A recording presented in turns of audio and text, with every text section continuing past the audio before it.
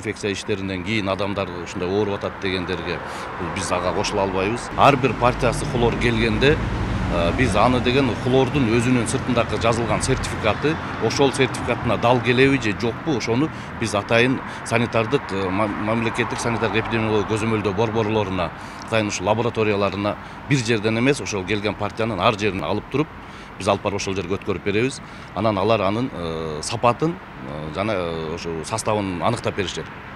Анан ар бир келген партияга мамлекеттик санитардык эпидемиология көзөмөлдөө борборунун адистери тарабынан мисалы 10 литр сууга 100 грамм суюктук коюлат же порошок түрүндө же таблетка түрүндө болсо канча таблетка кошулат, ошолорду алардын руководствосу ошол атайын бизге жазып берет.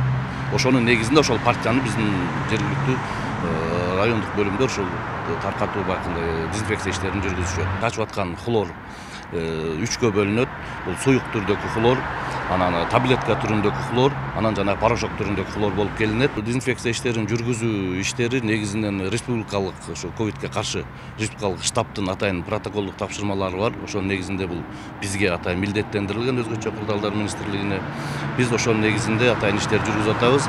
Ал эми ар бир райондордо жана чоң базарларда жайгашкан, мисалы Бишкек шаарындагы базарларда болсо, аны Бишкек шаардык жарандык коргоонун башчысы, бул Бишкек шаарынын мэри ошонун атайын түзүп берген графигинин негизинде жүргүзүлөт.